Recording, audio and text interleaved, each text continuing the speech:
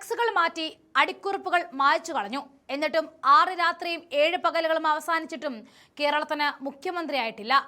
എല്ലാം ഹൈക്കമാൻഡിന്റെ കയ്യിൽ കൊടുത്ത് കയ്യും കെട്ടി നോക്കിയിരിക്കാൻ തുടങ്ങിയിട്ട് ഒരാഴ്ച കഴിഞ്ഞിരിക്കുന്നു. മധ്യ കേരളത്തിൽ വട്ടം ചുറ്റുന്ന മുഖ്യമന്ത്രി പേരുകൾ പടിയും കടന്ന് മലയും കടന്ന് പോകുമോ എന്ന് വരെ സംശയിക്കുന്നവരുണ്ട്. രാഹുൽ ഗാന്ധിയും ഖാർഗെയും സോണിയാഗാന്ധിയും വട്ടം ചേർന്നിരിക്കുന്ന സഭയിലേക്ക് പ്രിയങ്ക കൂടി എത്തുന്നതോടെ കാര്യങ്ങൾ മറ്റൊരു തലത്തിലേക്കും നീങ്ങുകയാണ്. വയനാടിന്റെ MP ആയതുകൊണ്ട് തന്നെ പ്രിയങ്കയെ സംബന്ധിച്ച് കേരളത്തിന്റെ മുഖ്യമന്ത്രി തെരഞ്ഞെടുപ്പിൽ അവർക്ക് നിർണായക സ്വാധീനം ചെലുത്താൻ സാധിക്കും. അധികാരം നിലനിർത്താൻ ഐക്യം അനിവാര്യമാണെന്ന് പ്രിയങ്ക ആവർത്തിച്ച് വ്യക്തമാക്കി കഴിഞ്ഞു. ഗ്രൂപ്പ് യുദ്ധം പാർട്ടിയുടെ അടിത്തറ തോണ്ടിയാൽ ആർക്കുമില്ലാത്ത കസേരയ്ക്ക് വേണ്ടി ആരും അടികൂടേണ്ടി വരില്ല എന്ന കർശന താക്കീതാണ് പ്രിയങ്ക നൽകുന്നത്.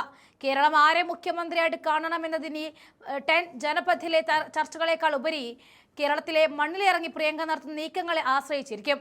കോൺഗ്രസ് കണ്ണു തുറന്ന് നോക്കേണ്ടത് ഈ 5 വർഷത്തേക്കാവരുത്, അടുത്ത 10 വർഷത്തിലേക്കാവണം.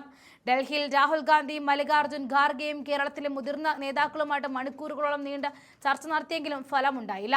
ഗ്രൂപ്പ് പോരും അധികാര വടംവലിയും മുറുകിയതോടെ ഹൈക്കമാൻഡ് പോലും പ്രതിസന്ധിയിലായ നിമിഷം. എന്നാൽ ഇപ്പോൾ എല്ലാ കണ്ണുകളും പ്രിയങ്ക ഗാന്ധിയിലേക്കാണ് തിരിയുന്നത്. പ്രിയങ്ക ഗാന്ധിയുടെ ഒറ്റവാക്കിൽ കേരളത്തിലെ തർക്കങ്ങൾ അവസാനിക്കുമെന്ന ഉറച്ച വിശ്വാസത്തിലാണ് ദേശീയ നേതൃത്വം. മുഖ്യമന്ത്രി സ്ഥാനത്തേക്ക് പരിഗണിക്കപ്പെടുന്ന VD സതീശൻ, രമേശ് ചെന്നിത്തല, KC വേണുഗോപാൽ എന്നിവർക്ക് ഈ പദവി ഒരുപോലെ അർഹരാണെന്നും മെറിറ്റ് കൂടി പരിഗണിച്ച് ഹൈക്കമാൻഡ് തീരുമാനം പ്രഖ്യാപിക്കുമെന്നുമാണ് പുറത്തുവരുന്ന വിവരം. കഴിഞ്ഞ ദിവസം ഖാർഗെയുടെ വസതിയിൽ നടന്ന ചർച്ചയിൽ കേരളത്തിലെ നേതാക്കളുടെ പരസ്യമായ ശക്തി പ്രകടനത്തിലും വിഭാഗീയതയിലും രാഹുൽ ഗാന്ധി കടുത്ത ഭാഷയിൽ അതൃപ്തി രേഖപ്പെടുത്തിയിരുന്നു.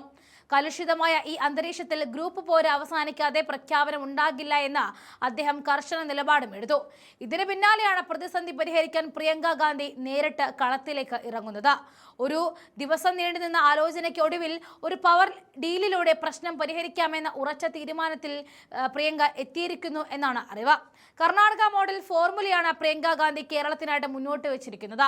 പ്രിയങ്കയുടെ വാക്കിന് മറുവാക്കില്ലാത്തത് കൊണ്ട് തന്നെ ഈ ഫോർമുല നേതാക്കൾ അംഗീകരിക്കുന്നതോടെ മണിക്കൂറുകൾക്കുള്ളിൽ കേരളത്തിൽ UDF സർക്കാർ അധികാരമേൽക്കും. കേരളത്തിൽ ഭരണ തുടർച്ച ഉറപ്പാക്കുക എന്ന ദീർഘകാല ലക്ഷ്യമാണ് പ്രിയങ്ക ഈ നീക്കത്തിലൂടെ നടത്താൻ ഉദ്ദേശിക്കുന്നത്. ദേശീയ മാധ്യമങ്ങൾ റിപ്പോർട്ട് ചെയ്യുന്ന പ്രകാരം പ്രിയങ്ക ഗാന്ധി മുന്നോട്ട് വെച്ച ഫോർമുല ഇതാണ്. ആദ്യ 2.5 വർഷം രമേശ് ചെന്നിത്തല മുഖ്യമന്ത്രി പദവിയിലിരിക്കും. VD സതീശന് ഉപമുഖ്യമന്ത്രി പദവിക്ക് പുറമെ കരുത്തുറ്റ ആഭ്യന്തര വകുപ്പും നൽകും. കൃത്യം 2.5 വർഷം കഴിയുമ്പോൾ VD സതീശൻ മുഖ്യമന്ത്രി പദവി ഏറ്റെടുക്കും. സതീശന്റെ നേതൃത്വത്തിൽ അടുത്ത തെരഞ്ഞെടുപ്പിനെ നേരിടുകയും കേരളത്തിൽ 10 വർഷം തുടർച്ചയായിട്ട് കോൺഗ്രസ് ഭരണം നിലനിർത്തുകയും ചെയ്യുക എന്നതാണ് പ്രിയങ്കയുടെ മാസ്റ്റർ പ്ലാൻ. നേരത്തെ MLA മാരുടെ പിന്തുണ കണക്കിലെടുത്ത KC വേണുഗോപാൽ മുഖ്യമന്ത്രിയാകട്ടെ എന്ന നിർദ്ദേശം AICC നിരീക്ഷകർ മുന്നോട്ട് വെച്ചിരുന്നു. എന്നാൽ VD സതീശനും രമേശ് ചെന്നിത്തലയ്ക്കും ഇപ്പോൾ അതിൽ അതൃപ്തി ഉണ്ട്. MP മാർ സംസ്ഥാന രാഷ്ട്രീയത്തിലേക്ക് വരുന്നതിലെ സാങ്കേതിക ബുദ്ധിമുട്ടുകളും ഉപതെരഞ്ഞെടുപ്പ് ഭീതിയും ഖാർഗെ ചൂണ്ടിക്കാണിച്ചതോടെ വേണുഗോപാലും അയഞ്ഞു. ഒടുവിൽ എല്ലാവരും അംഗീകരിക്കുന്ന ഒരു തീരുമാനത്തിനായിട്ട് പ്രിയങ്ക ഗാന്ധി തന്നെ അവസാന വാക്ക് പറയും എന്നാണ് എല്ലാവരും ഉറ്റുനോക്കുന്നത്. രമേശ് ചെന്നിത്തലയുടെ രാഷ്ട്രീയ പരിചയവും സീനിയോറിറ്റിയും വലിയ ഘടകമാണ് എന്ന് പ്രിയങ്ക വിലയിരുത്തി. ഗാന്ധി കുടുംബവുമായുള്ള ദീർഘകാല ബന്ധം, ആഭ്യന്തരമന്ത്രിയായിട്ടും KPCC പ്രസിഡന്റായുമുള്ള പരിചയം എന്നിവ ചെന്നിത്തലയ്ക്ക് അനുകൂലമായി മാറും. അതേസമയം UDFന്റെ ഈ വൻ വിജയത്തിന് ചുക്കാൻ പിടിച്ച VD സതീശൻ ഭാവിയിലെ വാഗ്ദാനമായിട്ട് പ്രിയങ്ക കാണുകയാണ്. ജനകീയ വിഷയങ്ങൾ ഏറ്റെടുക്കുന്നതിലും കേരളത്തിന്റെ രാഷ്ട്രീയ പൾസ് അറിയുന്നതിലും സതീശൻ കാട്ടിയ മികവ് പ്രിയങ്ക പ്രത്യേകം എടുത്തു പറഞ്ഞു.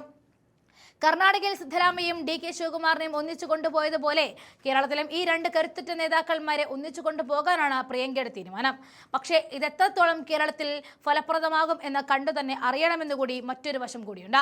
പ്രിയങ്ക ഗാന്ധിയുടെ ഈ മധ്യസ്ഥ ഫോർമുലയ്ക്ക് മുന്നിൽ കേരളത്തിലെ നേതാക്കൾക്ക് വഴങ്ങേണ്ടി വരും എന്ന് തന്നെയാണ് പറയുന്നതെങ്കിലും പ്രിയങ്കയുടെ ആ ഒറ്റ തീരുമാനത്തിൽ കേരളത്തിലെ ഭരണസ്തംഭനത്തിന് അന്ത്യമാകും എന്ന് പ്രവർത്തകരും പ്രത്യാശിക്കുന്നു.